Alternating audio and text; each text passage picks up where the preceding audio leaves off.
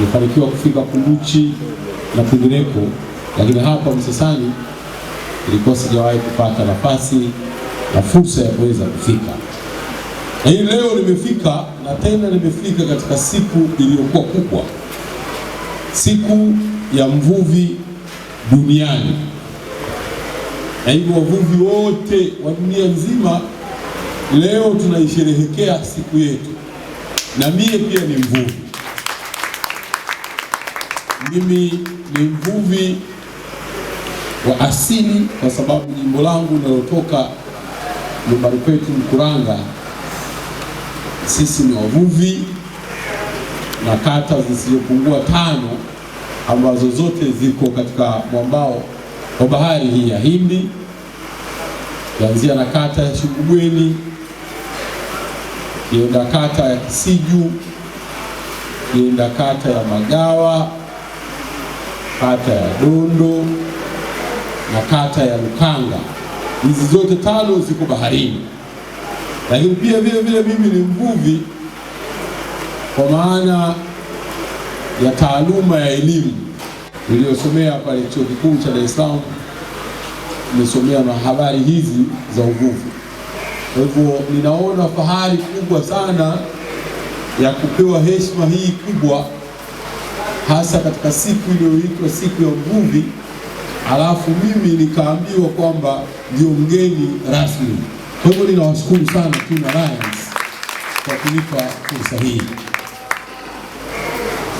Ninaomba pia vile nichukue fursa hii kuwapongeza sana Tuna Alliance kiongozwa na mwenyekiti wenu Mzee Muhidi, lakini vile na katibu mkuu Mzee Haule mstaafu, huyu mtaalamu wa uvuvi, kwa maandalizi mliyoyafanya mazuri sana na kuwashirikisha jamii ya wavuvi wenyewe katika kuhakikisha kuwa tunakuwa na hii siku.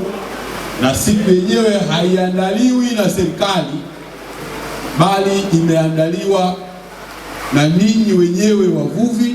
Sisi serikali mmetualika kuja kushuhudia ukereketwa wenu katika kuhakikisha kwamba wavuvi mnachangia katika pato la taifa letu, lakini vile wavuvi mnajiinua katika kipato cha kwenu wenyewe kama familia. Hongereni sana ndugu wavuvi na washiriki wote. Sekta yetu hii ya uvuvi ni miongoni mwa sekta tegemeo katika uchumi wa taifa letu. Katika mwaka wa 2018-2019 sekta hii ya uvuvi imeweka mchango wake katika pato la taifa, ambapo mchango ule ulikuwa ni takriban 1.7%. Lakini vile sekta ya uvuvi katika mwaka huo wa fedha ilikuwa na ukuaji mzuri sana wa 9.2%. Lakini hii sekta ya uvuvi, kwa mujibu wa rekodi tulizonazo,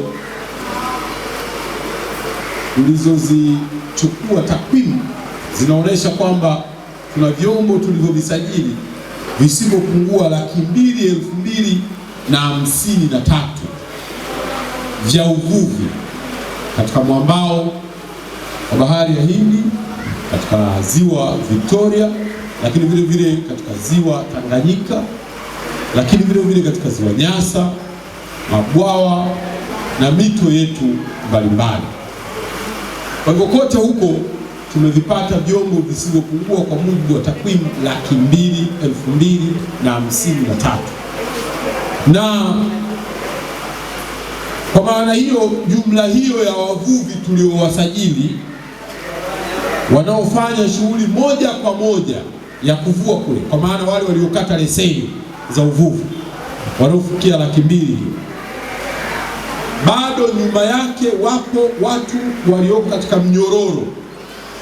Baada ya yule mvuvi akishavua, wako watu wanaochakata, wako watu wanaouza samaki waliokaangwa, wako watu wanaotengeneza hizi boti, wako watu wanaofanya kazi ya kuuza nyavu, wengine wanauza chakula katika maeneo ya wavuvi. Tukapata jumla ya watu wenye kuunganika moja kwa moja wastani wasiopungua 4,405,000 wanaoishi kila siku kutokana na shughuli zinazotokana na masala ya uvuvi. Kwa hivyo shughuli ya uvuvi ni shughuli tegemeo katika taifa letu kwa ajili ya kipato kama taifa, lakini kipato cha mtu mmoja mmoja kwa maana ya ajira, lakini vile vile uvuvi unatupa uhakika wa lishe, hasa lishe ya aina ya protini, na tena protini hii inayotokana na samaki au mazao ya uvuvi ni protini iliyokuwa nzuri sana na isiyo na mfano wake.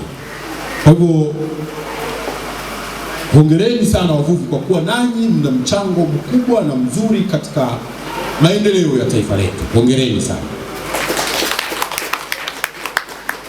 Ndugu wavuvi, katika mwaka huu pia vile vile wa 2018-2019 jumla ya tani za samaki zilizokusanywa na kuvuliwa katika maji yetu yote ya ndani ya nchi yetu zinapata tani 404,050 ambazo tani hizi ni zenye thamani ya shilingi trilioni 2, wastani wa shilingi trilioni 2.1. Sasa katika mwaka wa 2017-2018 tulipata tani takriban 350,000. Kwa hiyo tumekuwa mpaka tumekwenda tani takriban 450,000. Kwa hivyo unaweza ukaona ukuaji wa upatikanaji na uvuvi wa samaki katika maji yetu ya asili umekuwa sana, na hivyo sababu kubwa ya kufikia katika viwango hivyo ni kwa pamoja sisi serikali na ninyi wavuvi kupambana dhidi ya uvuvi haramu, ndio iliyopelekea ukuaji mzuri wa sekta hii ya uvuvi. Narudia tena kuwapongezeni sana wavuvi wote nchini, hasa kupitia ninyi wavuvi wa hapa manispaa ya Kinondoni katika eneo hili la Msasani. Lakini tazama, nilipokuwa nikisema kwamba tuna mchango na sisi wavuvi katika pato la taifa, katika mwaka wa 2017-2018 biashara hii ya uvuvi iliweza kuingiza katika serikali mapato ya takriban bilioni 25 katika mwaka wa 2017-2018. Lakini baada ya sisi serikali na ninyi wavuvi, serikali hii ya awamu ya 5 inayoongozwa na jemedari wetu Daktari John Pombe Joseph Magufuli, tukasema tunapambana dhidi ya uvuvi haramu kwa pamoja, maana sifa sio ya mtu mmoja, ni yetu sisi sote kwa pamoja. Ilikuwa hata ukienda ukatafuta vitoweo huko ukapata samaki, unaweza ukaja nao hapa na soko lenyewe usiwe nao. Yalikuwa akiingia makontena kwa makontena hapa ya vibua, hatujui hata vinakotoka hivyo vibua vimetoka katika mazingira gani, hatujui. Sisi tunakula tu, vikaenea nchi nzima. Hivi ninyi mngepata wapi leo fursa ya kukaa katika mikutano namna hii kujadili namna ambavyo tutakuwa sie? Kama wewe unategemea watu wavue vibua, sisi tuna maji hapa na samaki wapo katika haya maji. Kazi tulionayo ni kuweka mazingira tu ili muweze kuwafikia wale samaki. Sasa tutaweka vipi hayo mazingira ikiwa kama tumefungua milango, mtu anatoa kibua kimejaa katika kontena 50 mpaka 100? Tulikuwa tunanunua sasa vibua kwa mwaka bilioni zisizopungua 100 za Kitanzania, zinanunua vibua kutoka mbali kweli. Sasa hizo bilioni 100 tukasema zisiende huko, tuzitengenezee mazingira hawa wavuvi wetu waweze kuzalisha, waende wao wenyewe kule wachukue walete katika masoko yetu. Tungejilegeza tuendelee kusubiri tu watuletee vibua tu, ndugu zangu, tusingekwenda, tungekwama hapa hapa tu. Kwa hivyo unaweza kujikuta kwamba mkiruhusu mnaruhusu mambo yasiyokuwa na uwezo ya kustahimilika, unaharibu afya za watu. Kwa hiyo nataka mtunge mkono. Ninyi fanyeni kazi, sisi tunatengeneza mazingira yaliyokuwa mazuri. Serikali ya awamu ya 5 inayoongozwa na Mheshimiwa Rais Dr. John Pombe Joseph Magufuli inataka Tanzania ya viwanda, na sio wavuvi wa mwambao wote na wavuvi wote nchini. Tunatakiwa tuzalishe zaidi ili kutengeneza mazingira ya kupatikana kwa viwanda.